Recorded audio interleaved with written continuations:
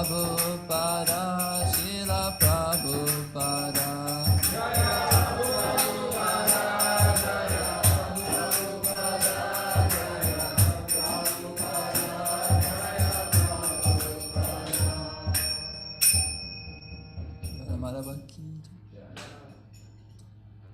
Om Namo Bhagavate Vasudevaya.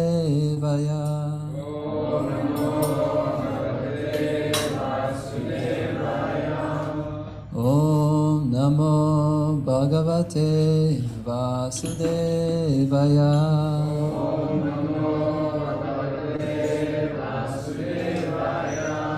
Om Namo Bhagavate Vasudevaya.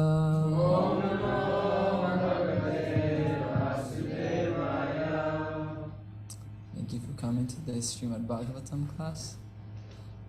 The topic is how to avoid offenses. I think it's a very practical class, hopefully, as we all have to encounter offenses and tolerating many things. We can start with verse 43. Chapter 23, verse 43. Somebody can, and you can start. The powerful mind actuates the functions of the material modes, from which evolve the different kinds of material activities in the modes of goodness, ignorance, and passion.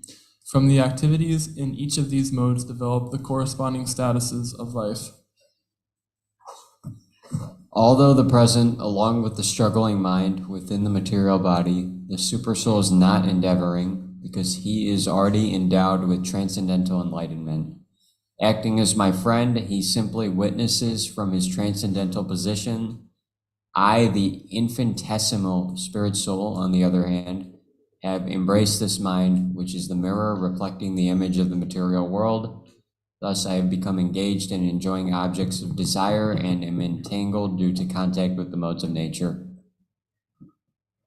Charity, prescribed duties, observance of major and minor regulative principles, hearing from scripture, pious works, and purifying vows all have as their final aim the subduing of the mind. Indeed, concentration of the mind on the Supreme is the highest yoga. His mind is perfectly fixed and pacified, then tell me, what need does one have to perform ritualistic charity and other pious rituals? And if one's mind remains uncontrolled, lost in ignorance, then of what use are these engagements for him? All the senses have been under the control of the mind since time immemorial, and the mind himself never comes under the sway of any other. He is stronger than the strongest, and his godlike power is fearsome. Therefore, anyone who can bring the mind under control becomes the master of all the senses.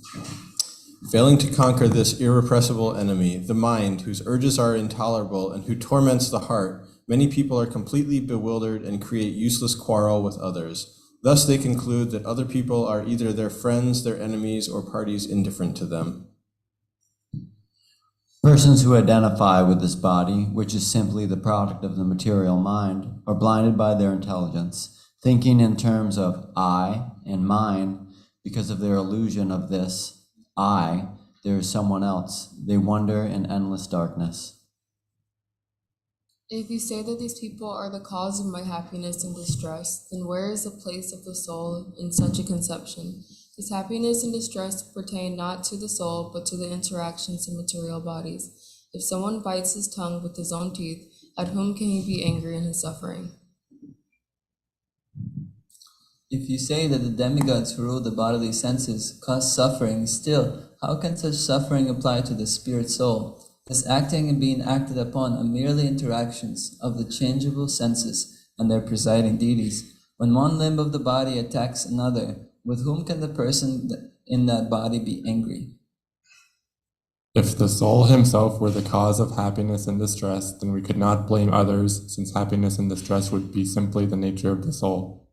According to this theory, nothing except the soul actually exists, and if we were to perceive something besides the soul, that would be illusion. Therefore, since happiness and distress do not actually exist in this concept, why become angry at oneself or others? And if we examine the hypothesis that the planets are the immediate cause of suffering and happiness, then also where is the relationship with the soul who is eternal? After all, the effect of the planets apply only to things that have taken birth. Expert astrologers have moreover explained how the planets are only causing pain to each other. Therefore, since the living entity is distinct from these planets and from the material body, against whom should he vent his anger? If we assume that fruit of work is the cause of happiness and distress, we still are not dealing with the soul. The idea of material work arises when there is a spiritual actor who is conscious and a material body that undergoes the transformation of happiness and distress as a reaction to such work. Since the body has no life, it cannot be the actual recipient of happiness and distress, nor can the soul, who is ultimately completely spiritual and aloof from the material body. Since karma thus has no ultimate basis in either the body or the soul, at whom can one become angry?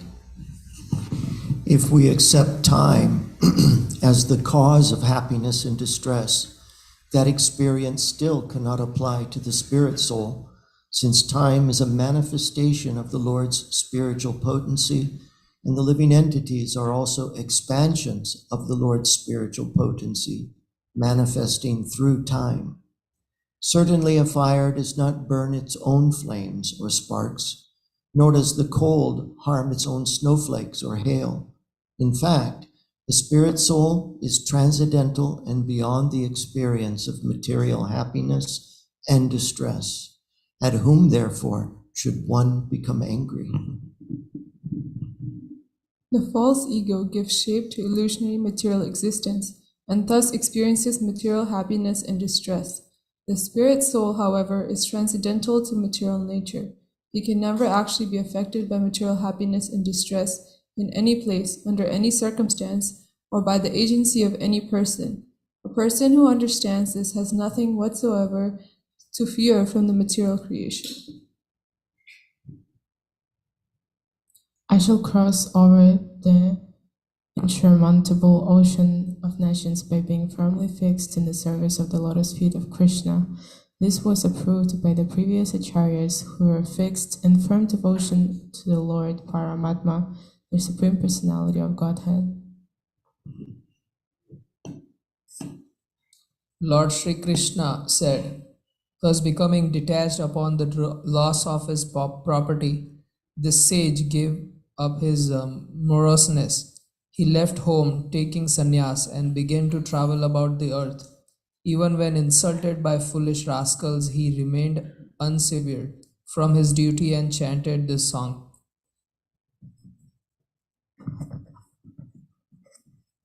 No other force besides his own mental confusion makes the soul experience happiness and distress.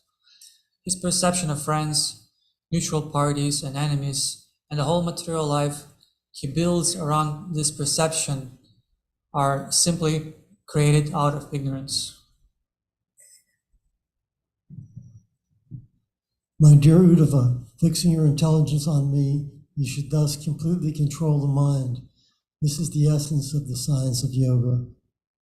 Anyone who listens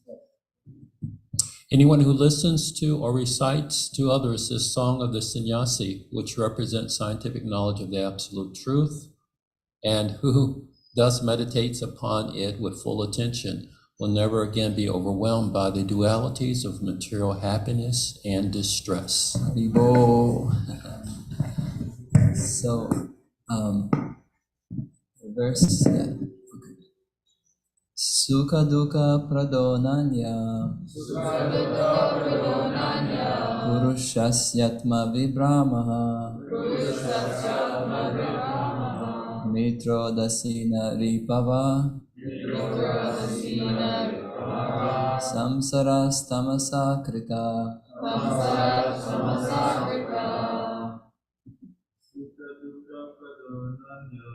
Sukha dukkha pradonanya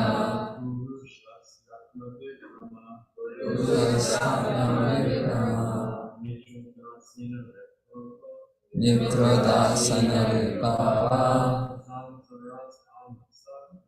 Samsarastamasa Krita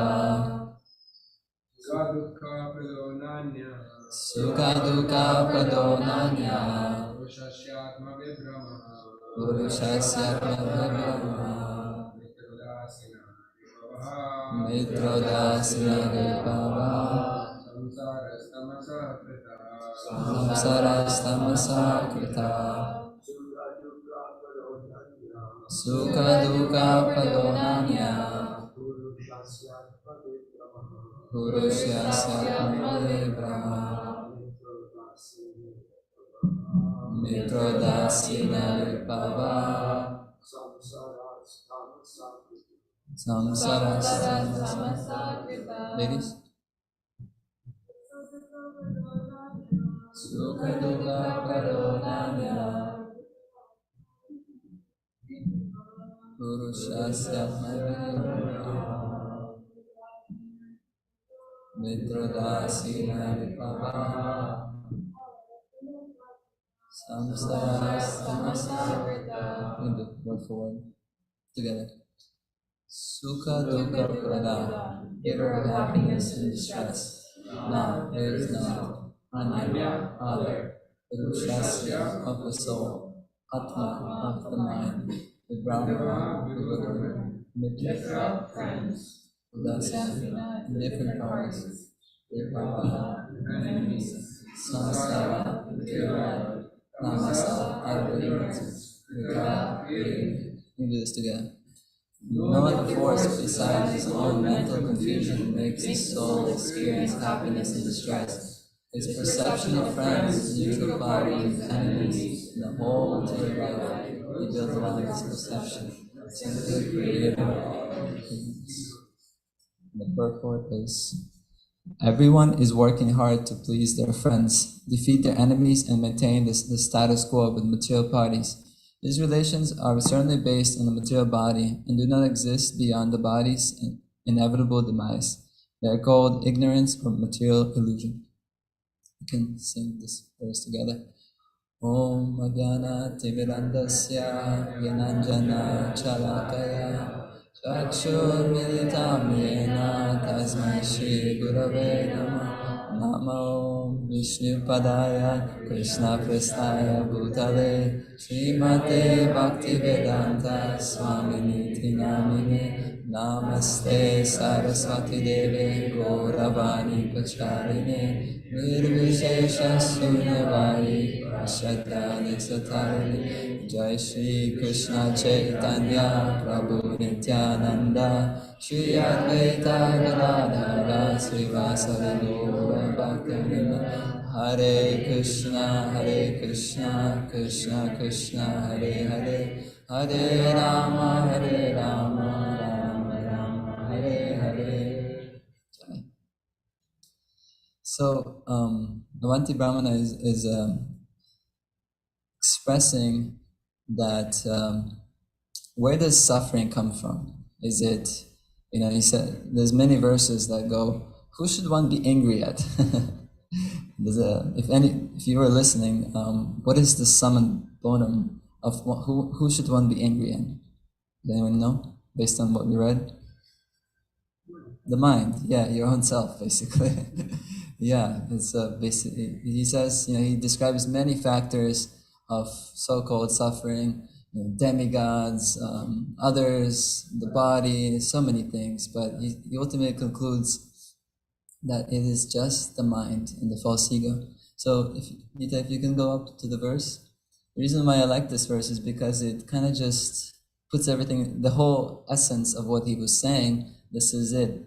It comes from this concoction of the false ego that, we experience suffering. And so I was thinking, I've had this thought some time ago, some of us can be in the same situation, and we can all experience it differently, right? Like our responses can be completely different.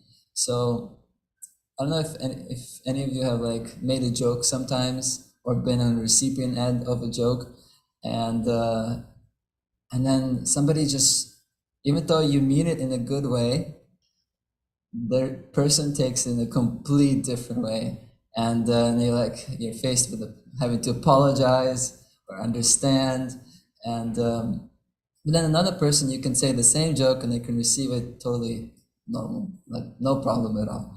And so I was thinking, was the same thing, you're saying the same thing, but the person is interpreting it completely differently. So why is that?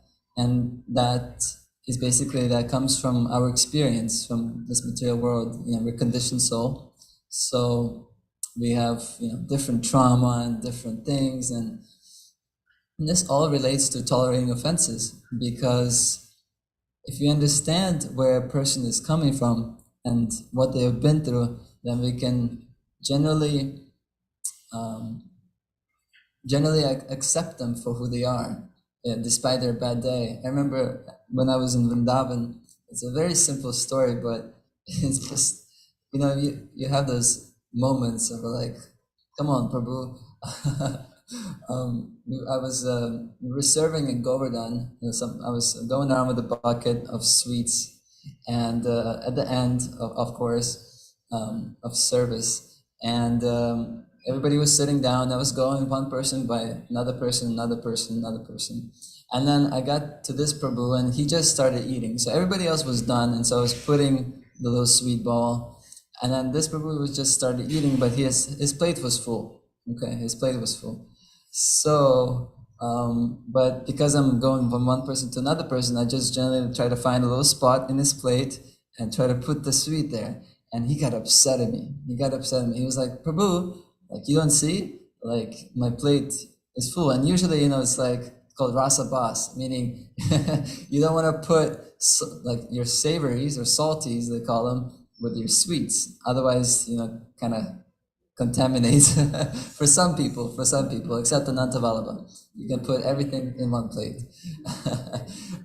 And so he kind of got upset at me, and he kind of threw like a tantrum, like with some attitude. I'm sure all of us have been on the recipient end, where you just do something and the person's like gives us attitude. And you don't know why what you did. He comes with a good intention of just trying to serve, and it just didn't go well. And so, but this Prabhu, I kind of knew him. I didn't, we just had some interactions, but nothing too close. So, anyways, I took it a little too hard. I was like, come on, like I was just trying to do my service. But afterwards, I just let it go. As the time went on, I kind of always remembered when I saw this Prabhu, I was like, this is the Prabhu. He's the one, And so it kind of it kind of creates, when these interactions happen, it kind of creates that distance between the two individuals. And so I was thinking, how do I amend this? Because it's not nice to have anything in your heart, really. It's like you're holding on to poison. You're holding on to this image of the person, even though this person could be completely different. It's just for that instance, it just completely paints a new picture of this person, like a shadow or something, right? And so somehow or other, Krishna arranged during the Govardhan retreat, we were sitting in the same circle or something like that. And so we had to share. And at the end, I was like, okay, I have to address this issue. I can't. And I remember I said, Prabhu, I'm sorry if I offended you in any way for putting a sweet on your plate at the wrong time. And he said, oh, Prabhu, I felt so bad after our interaction. I felt so bad. I was having a bad day, and I'm sorry, it just came out. You just kind of triggered, and then it just came out. And so I feel like we've all been there, we just... usually our character is normal, but then maybe we're having a bad day, and then we just lash out on somebody, and then it's like, oh my gosh, right? So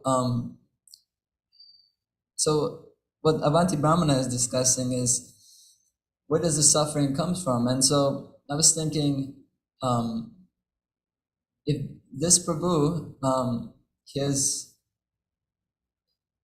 if he was able to, if he was in a different mode of nature, if he was in the mode of goodness, he might have reacted differently. But because he was already having a bad day and he was already in a certain frame of mind, like Avanti Brahmana said, our suffering comes from the mind, he might have responded differently to me. So it's important to have to instead of being responsive or reactionary response, to be thoughtful in our responses with each other. I think that's very important because it could save so much trouble of having to apologize, of having anything in the heart.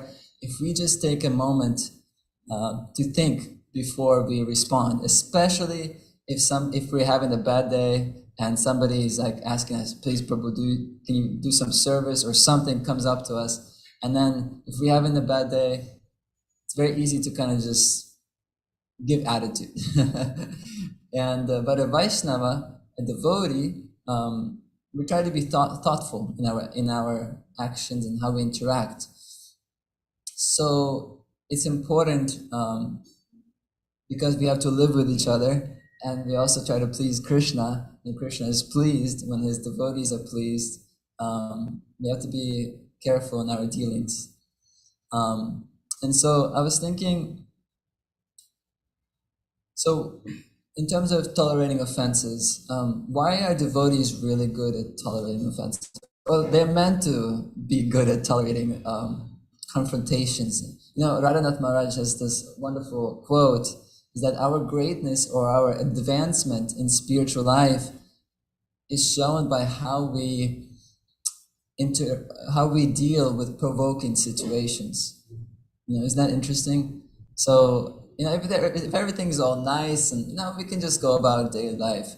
But when we're put to test and somebody says something, or we have to do something we don't want, that's really show how are we developing as devotees, right? So I was thinking, why devotees are able to tolerate offenses is because Chaitanya Mahaprabhu taught us to wear this beautiful verse around our necks. Does anybody know this verse? This beautiful verse, decorated. We're supposed to wear it in ourselves. What is this verse? Yeah, we can say it together. Trinadapi sunichena tarorapi suhishnina amanina manadena kirtaniya sadahari. So, yes, one should be more humble than a blade of grass, more taller than a tree. Give respects to others, and one can chant the holy name of the Lord constantly. And so I was thinking, yes, as devotees, it's like always in the back of our minds. At least if we remember this verse, it should be in the back of our minds that we should be more humble than a star on the street, more taller than the tree. And so tolerating offenses means to be tolerant, right? When the punches come, you don't throw punches back, unless you really have to, unless the devotee is offended or something like that, right? But generally, we try to be humble and give respects to all others. And so having this mood, we're actually able to tolerate offenses because we don't consider ourselves to be the center of all attention, right? And we try to be compassionate and merciful towards others. And so if you're compassionate and merciful towards others, then naturally you should be able to, and despite all the confrontation or something like that, should be able to, at least in your heart, be thoughtful in your actions and try to show some compassion toward the person. Because like this example with this Prabhu, sorry, I don't know his name. No name Prabhu. It's not that he is a bad person, it was just he was having a bad day and this is how he reacted. So I feel like it's just so simple in that sense, so simple.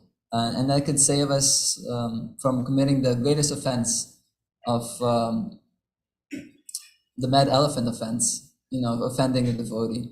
And so in this regard, there's a wonderful story of Bhrigu Muni. Does anybody know this story of Bhrigu Muni?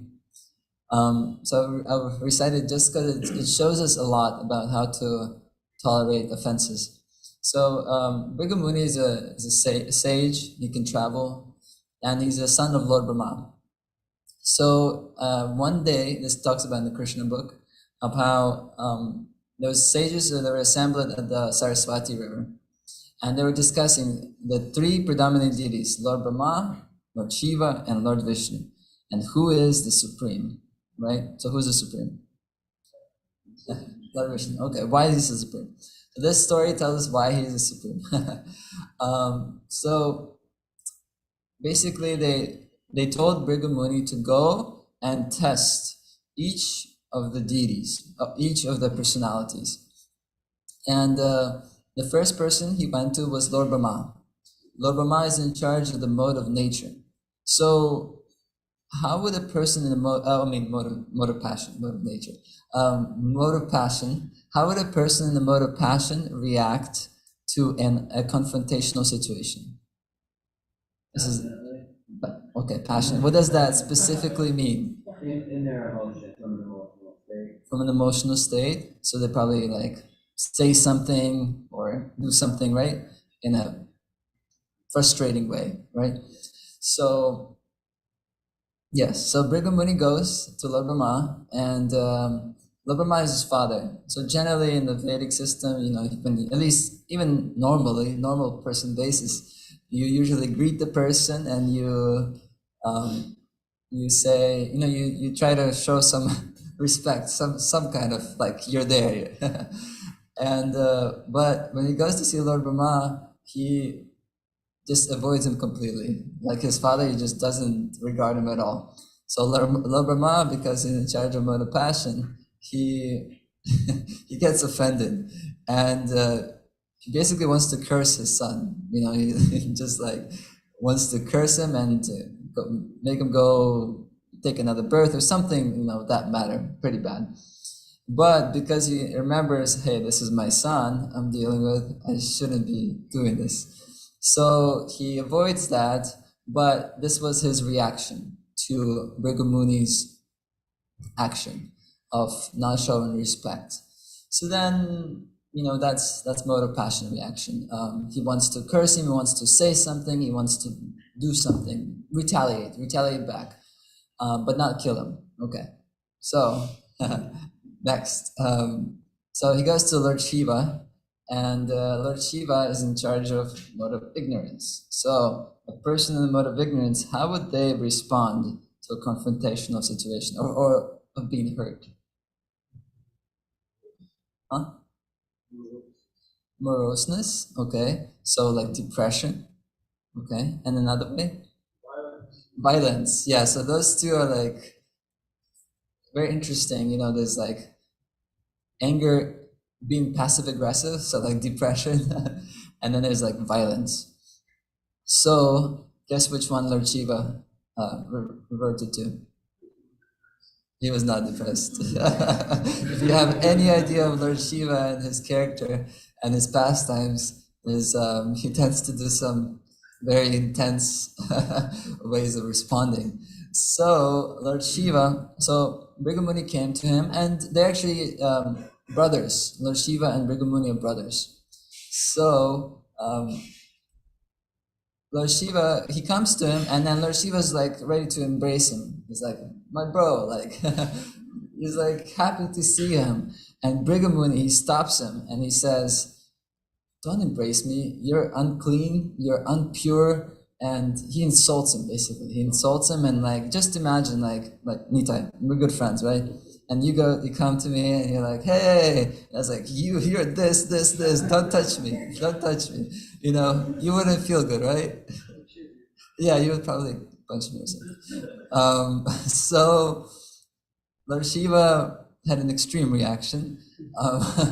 He got so upset, he picked up his trident, and he got furious and like inflamed, and he was ready to kill him. He was ready to kill his own brother, just like that. Going from a hug to like, I'm gonna kill you. So, but then luckily he has a nice wife. And so Durga Devi, she kind of pacified him. She's like, "Don't worry, it's okay. Don't be so angry. Like, calm down." And I was thinking how, behind any great man is a great wife, greater wife. So she was able to pacify him. So Brigham Mooney, he was kind of afraid, and so he was like left the place. Okay, so you have mode of passion response, mode of ignorance response. Now we're off to Lord Vishnu. Okay, so Lord Vishnu is in charge of mode of goodness, and he's also, in charge of transcendental mode of goodness. So they're two different things, but they're very similar. So how would a mode of goodness person respond to a confrontational situation? In a good way. That's a very basic answer. Maybe something more specific. Huh? Okay, not make a mistake. Okay, anything else? A thoughtful response. That's what I was looking for. So he goes to Lord Vishnu, and Mita, if you can pull up a picture, look up Lord Vishnu getting kicked by Brigham Mooney. Said he would respond in a way that he'll take full responsibility. Full responsibility. That's actually a very nice response. So he goes to Lord Vishnu, and Lord Vishnu is lying there in his if Nita pulls it up, he's lying there in his on the bed of flowers, is described, and then he has those hoods that Anthony likes very much, this snake, and he goes and he kicks him. He kicks Lord Vishnu in the chest. That's like kicking God in the chest. So he kicks him in the chest, and Lord Vishnu, actually Lakshmi Devi gets upset. She's like, and that, because Lakshmi Devi is a devotee, we should act like her when the devotee does get hurt. We shouldn't be like okay with it. So she basically kind of curses the Brahmanas because of his action. Because Brigham Mooney is a Brahmana, she cursed him to that all Brahmanas will always be poor. So there's a reason why Brahmanas don't have much wealth, generally speaking, materially, is because of this incident with Brigham Mooney. So Brigham Mooney, thank you. Just kidding. But Lord Vishnu's response is quite amazing. And so I wanted to read his response. He says, "My dear Brahmana, it is my greatest fortune that you have come here. Please therefore sit down on the cushion for a few minutes." Now, this is right after being kicked. This is how he responded. My dear Brahmana, I am very sorry that when you first entered my home, I could not receive you properly. It was a great offense on my part. I beg you to pardon me. You are so pure and great that the water which washes your feet can purify even the places of pilgrimage. Therefore, I request you to purify the Vaikuntha planet where I live with my associates. My dear father, O great sage, I know that your feet are very soft, like a lotus flower, and that my chest is as hard as a thunderbolt. I'm therefore afraid that you may have felt some pain by kicking my chest. This is how he's responding. Let me touch your feet to relieve the pain you have suffered. Lord Vishnu then began to massage the feet of Brigham Mooney. The Lord continued to address Brigham Mooney. My dear Lord, he said, my chest has now become sanctified because of the touch of your feet. And I am now assured that the goddess of fortune, Lakshmi, will be very glad to live there perpetually. So, what a response, right? I mean, okay, I don't think we're all there and we can respond in that way, right? That's a very mode of goodness, pure mode of goodness, actually, way of responding. But I was thinking how because we try to be, we're Vaishnavas, right? So Vaishnava means the follower of Lord Vishnu, right? So we try to at least follow in the footsteps of God and how to act when we're hurt. So it's difficult. It's very difficult to, when you're hurt, to kind of say, Prabhu, like, it's just very inconceivable how Lord Vishnu like can say that when you're hurt with something, and you take like extra endeavor, even though it's not your fault, you take extra endeavor to please the other person. That's next level compassion. But in our cases, what can we do? What can we do when somebody does something to wrong us? And that is oftentimes, from what I've been taught and what I've learned that actually works, is to not act in the moment.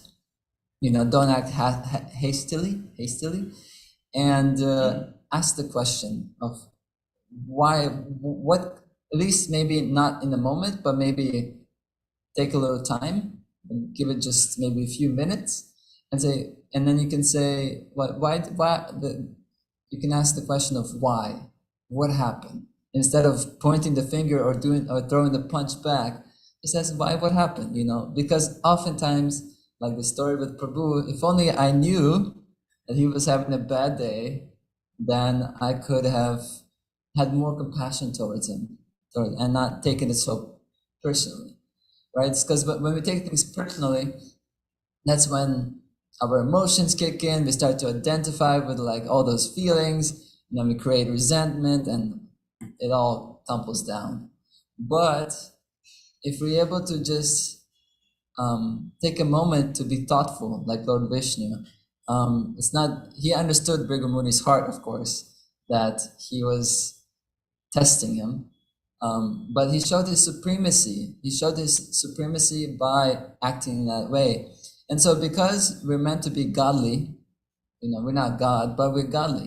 And so we actually have, it's described that we have some qualities of God in us, right? And so this ability to tolerate and show this wonderful compassion and mercy, we also have that in us. And so I was thinking, and how do we get these qualities, right? How do we get them? And because we get them by associating with God, right? Because God has them, because Krishna has them, Vishnu has them, we get them naturally. And so we develop those things by devotional service, right? It's like the example is given of an iron rod put into fire. Iron rod is iron rod, but when it comes to fire, it becomes like fire, right? So those qualities naturally come to us of forgiveness, of compassion. The more we perform devotional service, it doesn't we don't have to extra endeavor, but we should. Sometimes devotees say, well, this is the verse, Trinadapi, you should be more humble, but that'll come naturally one day. So I'll just, in the meantime, I'll act like nonsense, right? No, it doesn't work like that. We should try to imbibe those qualities. We should remember, I've been, since, living in the ashram, we all experience some difficulties with one another, right? We've all been there where somebody does something and then you're like, right, you have to live with that, Prabhu. And I remember one time I was living with somebody and they did something I just didn't like. I was like hurt by it. And I just why would they do that? It just didn't make sense. But because I remembered in the back of my mind this verse, Trinadapi Sunitara, you should be more tolerant than a tree, I tried to tolerate it. And it wasn't something big, it was small, right? It was small and it was totally tolerable, but because this person was dear to me, it was affecting me. But because I just remembered to chant the holy name constantly, you have to be tolerant, you have to be humble. So I remember I just imbibed that. And when I chanted on the next day, it was very nice chant because I feel like Krishna, there was a story of Sachinanda Maharaj, some devotees came to him and they asked him, they were hurt because some devotees were not treating them right, you could say. And so the devotees came to Maharaj and they said, Maharaj, why is it that devotees are sometimes mean? Sometimes, mean. And his response, he was a little baffled, like, how can how do I respond to this question? And then he thought about it and he said, Krishna, because we live with devotees, Krishna purifies us through devotees.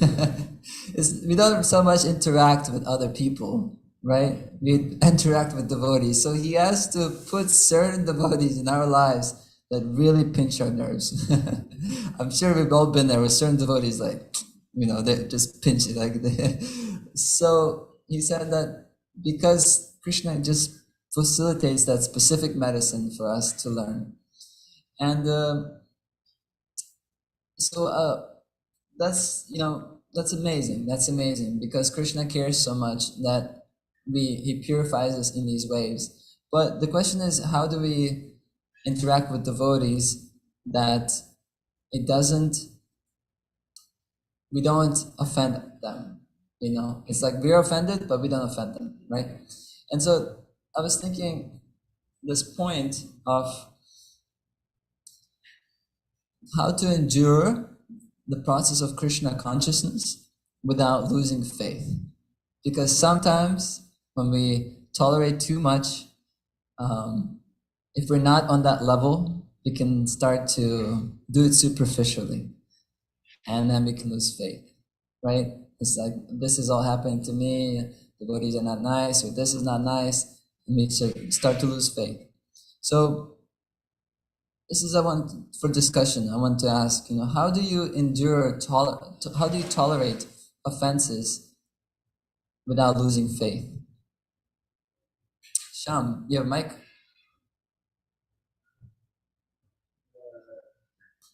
Just don't be bothered by the offenses because just someone else behaving like a child or something. So don't worry about it. Just ignore them. So don't be bothered. Just see if it's just like a child. Children sometimes do nonsense. So sometimes people, sometimes devotees are like children, and sometimes we do nonsense because we're affected by certain modes of nature. And so just understand that this person is having a bad day, and so don't take it so personally. Thank you.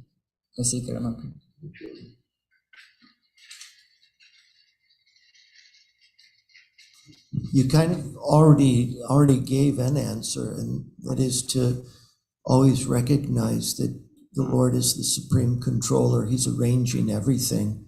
And if we can learn to practice accepting everything that happens to us as an expression of the Lord's mercy, as his curriculum for us, we're in the school of devotional service, then when a situation comes that's really difficult, if we've practiced that, receiving everything as an expression of the Lord's mercy in our life, then it becomes easier.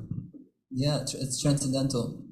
Nita, if you can pull up the last verse of the last chapter, not this chapter, but the one that Gopi finished on, the previous chapter. It's actually amazing because this is transcendental. There's mode of goodness, way of thoughtful, but then transcendental means you remember Krishna is behind this whole arrangement. There's a beautiful verse in Bhagavad Gita. It goes like this: Bhoktaram yagyatapasam sarvaloka maheshwaram suridam sarvabhutadam mam yuchati. And why I like that verse a lot is because Prabhupada gives the peace formula for basically everything. He says, if you remember Krishna is the controller, if he's the maintainer, and he's the best friend, then everything is okay. And I actually really enjoy that because I like this. Yeah, controller is one thing, maintainer is one thing, but best friend, suhrit, very, it's an intense, hrit friend. And I remember recently, I've been meditating on this point. If Krishna is our friend, then whatever is happening in our life, whatever it is, bad or good, because he's our friend, and because he's the supreme controller, and because he's trying to maintain us, then whatever is happening to us, it is all good. There's no point. And then the other thought that I always use when I am in these kinds of situations is that if someone does something that is untoward and I'm triggered maybe, to remember that to recognize that the Lord is also in this other person's life. And so the same thing is happening with them. Yes, yeah, the Lord is, it's not that this is happening like the atheistic, sometimes we have some atheistic tendencies in our hearts. And atheists would think that, oh, this is happening all without, just by, to me, this is happening because God doesn't exist. Or no, God does exist because God is doing this to me, but this other person, no, right? We have this duality. But no, it's also happening to this other Prabhu because Krishna has arranged the situation. And so we have to be very conscious. Krishna consciousness means being conscious of Krishna, right? It's so simple, so simple. We have to be conscious of Krishna in the bad and the good. And like Nitai Prabhu has expressed one day, is like, yeah, sometimes when in these difficulties, it's because it's intense, we have two different ways of interacting. We can either be Krishna conscious, or we can be conscious of I conscious, meaning I'm the victim, everything's happening to me, right? But because we're Vaishnavas, we trying to follow the Lord Vishnu, like he acted, we try to have this compassion toward the other person and remember Krishna, because when we remember Krishna, it illuminates our mind. Krishna says, Tesham Satata Yukti. He gives us intelligence. So that's why sometimes it's just nice, like when something happens to you in the moment, you just say, Krishna, or, call out the name, some kind of remembrance. And then instantly, it can just change your whole outlook on the situation. Because when you're in the storm, you can't see outside of it, right? But when there's light that comes in, you can actually see. So it's like that. Krishna can illuminate your intelligence and give you inspiration on how to act properly. But when we don't put Krishna in the middle, then it's the mode of nature, and it's our conditioning, that's how we react. So Gopi wanted to say something. Radhika, I also wanted to say something. Yes. I just want to make sure I understood or heard the question. What can we do to make it easier to tolerate?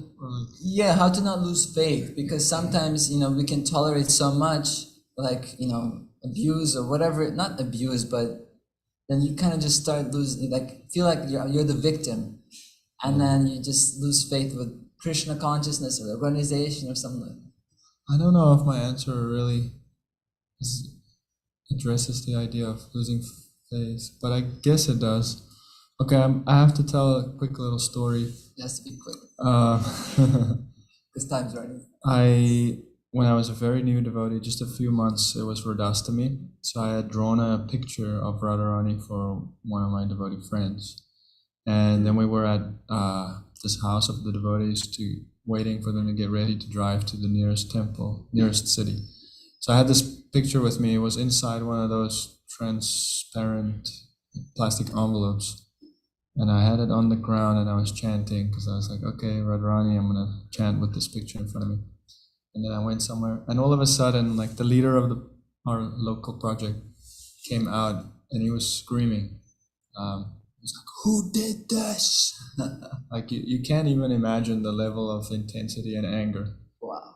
And basically, it seemed that the picture was on the ground, and I think it was like next to the shoe rack or something. So he was like freaking out, and I didn't even know about these concepts. Don't put a book or a picture on the ground.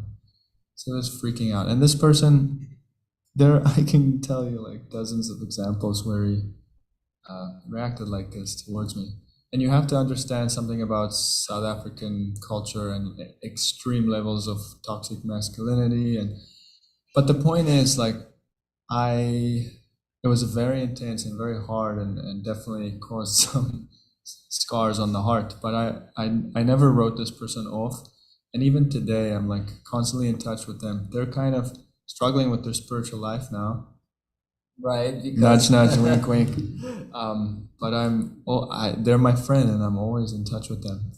So here's my answer. I think you've already mentioned it, but asking the why, so understanding that this person's acting like this because their dad probably treated them like that when they were young. Yes. And their Bhakta leader when they were in Soho temple in the like 90s or whatever.